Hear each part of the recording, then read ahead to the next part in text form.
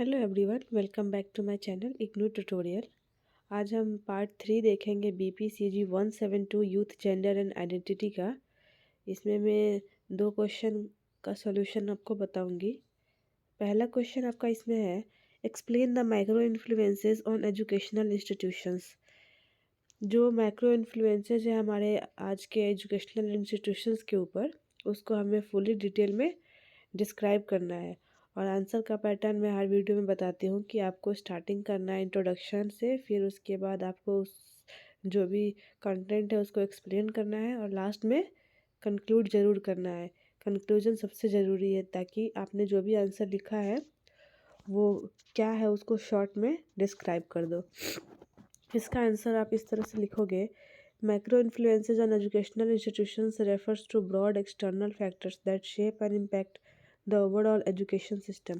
जो हमारा overall education system है उसके ऊपर क्या हमारे एजुकेशन का इम्पैक्ट पड़ रहा है, वो फुली ब्रॉड वे में उसका क्या फैक्टर्स है, किस तरह से उसको उसका शेप बन रहा है, वो चीज़ें हम देखते हैं माइक्रो इन्फ्लुएंसेस में।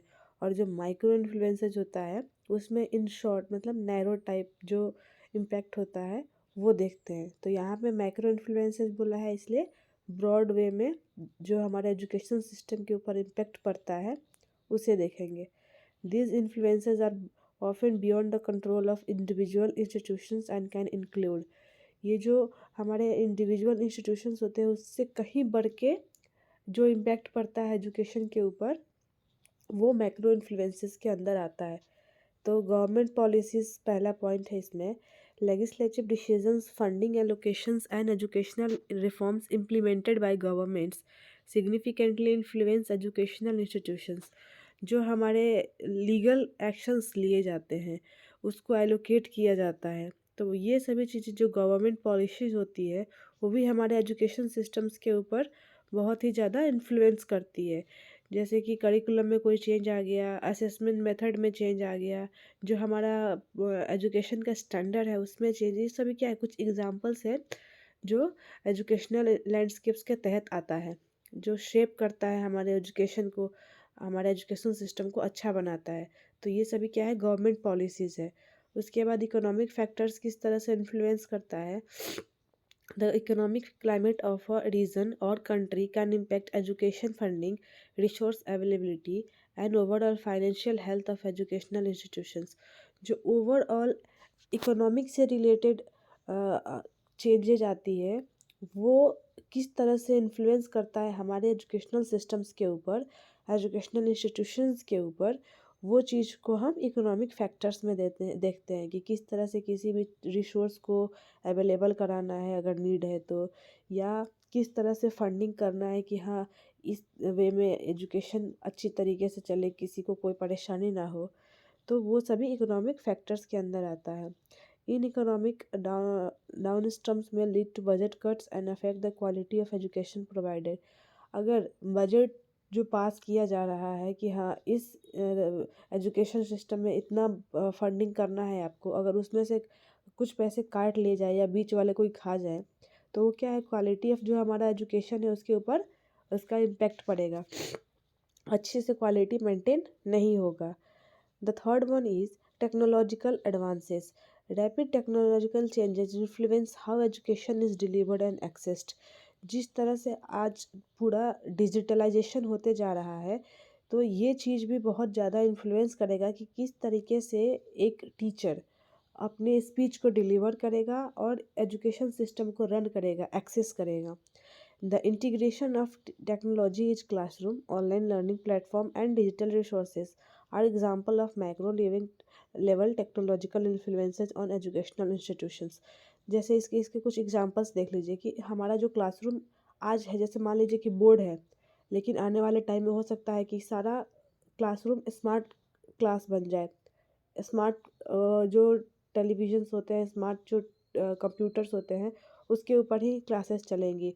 ऑनलाइन लर्निंग प्लेटफॉर्म हो सकता है कि स्कूल ना जाएं बच्चे और घर से ही पढ़ाई करें ऑनलाइन प्लेटफॉर्म से। तो ये सभी चीज़ें क्या है, जैसे जैसे टेक्नोलॉजी एडवांस होती जाएगी वैसे वैसे हमारा जो एजुकेशन सिस्टम है वो भी एडवांस होते जाएगा। The fourth one is societal values and demographics. Shifts in societal values, cultural expectations, and demographic can impact educational priorities. हमारे रिचुअल्स, हमारे नॉर्म्स, ये सभी जो जो चीज़ें हैं ना, वो एक विश्वास है, बिलीफ है लोगों का। वो चीज़ें भी क्या है, एजुकेशन सिस्टम के ऊपर बहुत ज़्यादा इम्पैक्ट डालती है कि किस तरह से। जैसे स्कूल में भी देखते होंगे आप लोग, स्कूल कॉलेजेस में, कि कल्चरल प्रोग्राम किया जाता है। क्यों? ताकि जो बच्चे हैं वो सिर्फ पढ़ाई नहीं, हमारे जो कल्चर है उसे भी अडॉप्ट करें। तो ये भी हमारे एजुकेशन सिस्टम्स के ऊपर बहुत इम्पैक्ट डालता है। मेरा आवाज़ थोड़ा सा हेवी है क्योंकि कोल्ड चल रहा है और कफ एंड कोल्ड मुझे भी हो गया है। तो मैं ट्राई कर रही हूँ कि आप लोगों को अच्छे से डिलीवर कर पाऊँ, बट अगर कोई इशू हो तो क्या कर सकते हैं। अभी तो आप लोगों का एग्ज़ाम भी नज़दीक है। Come to the point. For instance, changing attitudes toward inclusivity and diversity may lead to modification in curriculum and teaching methods. जैसे मान लीजिए कि हमारे इंडिया के लोग अगर दूसरी कंट्री में किस तरह से बच्चों को स्कूल में एजुकेशन दिया जा रहा है, या किस तरह से वहाँ पे पढ़ाई और कल्चर दोनों एक साथ लेकर चलते हैं, वो सभी चीज़ें क्या है, मॉडिफिकेशन, हम वहाँ से सीख के और अपने यहाँ के एजुकेशन सिस्टम में मॉडिफिकेशन ला सकते हैं और अपनी यहाँ की डाइवर्सिटी को और अच्छा एडवांस बना सकते हैं। Then the fifth one is globalisation. The interconnectedness of world affect education by emphasizing the importance of global perspectives. Institutions may need to adapt their curricula to prepare students for a more globalized workforce. जैसा कि मैंने अभी पहले ही बोला कि हम दूसरे country से सीख कर अपनी कंट्री में अडॉप्ट कर सकते हैं कि हाँ, किस तरीके से हम बच्चों को क्या चीज़ें सिखाएं। क्योंकि सिर्फ अपनी कंट्री की चीज़ों को सीख कर और बच्चों को सिखाना ही एडवांसमेंट नहीं कहलाएगा। हमें ग्लोबल, मतलब ज़रूरी नहीं है कि हमारे जो यहाँ के बच्चे हैं वो यहीं तक सीमित है। वो हो सकता है दूसरी कंट्री में कल को जाएंगे तो वहाँ की चीज़ों को भी सीखना ज़रूरी है। इसलिए ग्लोबलाइजेशन भी बहुत ज़रूरी है एजुकेशनल इंस्टीट्यूशंस में।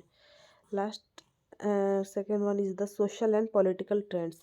Social movements and political shifts can impact education by influencing policies related to inclusivity, equity, and social justice. Educational institutions may be compelled to address issues such as diversity, equity, and inclusion. जो social movements है और political shifts, ये भी बहुत ज़्यादा हमारे educational systems के ऊपर इन्फ्लुएंस और इम्पैक्ट डालते हैं। जैसे कि मान लीजिए कि इंक्लूसिविटी हो गया, इक्विटी हो गया, जो सोसाइटी में जस्टिस मिलता है, यहाँ पे किसी के साथ अन्याय हो रहा है, तो ये सभी चीज़ें भी बहुत इम्पैक्ट डालती है। Last one is the educational factors, sorry, environmental factors. Environmental concern such as climate change can also influence education. Environmental concern का मतलब है जैसे क्लाइमेट, जैसे मान लीजिए कि बहुत ज़्यादा बारिश होने लगी तो क्या हो गया, क्लासेस बच्चों के बंद कर दिए जाते हैं 6-6 महीने तक, वो कंटिन्यूअस बारिश हो रही है तो क्या करेगा, स्कूल चलेगा नहीं। तो वो इन्वायरमेंटल फैक्टर्स भी बहुत ज़्यादा इम्पैक्ट डालता है एजुकेशन सिस्टम्स के ऊपर। इंस्टीट्यूशंस में incorporate environmental sustainability into their curricula और adopt eco friendly practices in response to global environmental challenges. Sorry, अभी वही पॉइंट्स है। लेबर मार्केट डिमांड्स, तो ये मैंने तो यहाँ पे बहुत सारे पॉइंट्स आपको दे रखे हैं। आप इनमें से जितना वर्ड्स की ज़रूरत हो उतना ही अपने आंसर शीट पर लिखेंगे। ज़्यादा लिखने की ज़रूरत नहीं है। 200 वर्ड्स मांग रहा है तो 200 वर्ड्स में ही आपको लिखना है। 4-5 पॉइंट में वो एनफ हो जाएगा। यहाँ पे 9 पॉइंट्स है, आप इनमें से कोई भी 5-6 पॉइंट्स लेकर और उसको अच्छे से एक्सप्लेन कर सकते हो। आप अपनी पॉइंट ऑफ व्यू भी उसमें ऐड कर सकते हैं। एंड इंटरनेशनल बेंचमार्किंग, ये लास्ट के 2 पॉइंट्स है। Nation often compare their education system with those of their countries. Understanding असेसमेंट एंड बेंचमार्क कैन शेप एजुकेशन पॉलिसीज एंड प्रैक्टिसेस टू अलाइन विद ग्लोबल स्टैंडर्ड्स. अंडरस्टैंडिंग, लास्ट में ये कंक्लूजन है, understanding and adapting to these micro influences is crucial for educational institutions to remain responsive and relevant in dynamic and involving societal context. हमें अपने जो एजुकेशन सिस्टम है और इंस्टीट्यूशंस है उसे समझने की ज़रूरत है, तभी हम जाके उसे ब्रॉड वे में देख पाएंगे और वहाँ पे मॉडिफिकेशन ला पाएंगे। ओवरऑल देखा जाए तो हमने इसमें सारे पॉइंट्स में यही देखा है, बस उसके अलग अलग फैक्टर्स हैं। जो अगला क्वेश्चन है उसको मैं नेक्स्ट वीडियो में अपलोड करूँगी। मैं शॉर्ट वीडियो चाहती हूँ कि आप लोगों को प्रोवाइड करूँ, क्योंकि लेंथी वीडियोस क्या है, आप लोगों को देखने में भी दिक्कत होगी आगे बढ़ा बढ़ा के, इसलिए मैं क्वेश्चन 2 से 3 ही क्वेश्चन एक वीडियो में लेती हूँ। Thank you so much, stay updated. और भी बहुत सारी वीडियोस मैं अपलोड करने वाली हूँ जल्दी। आप लोगों का एग्ज़ाम स्टार्ट हो चुका है, ऑल द बेस्ट।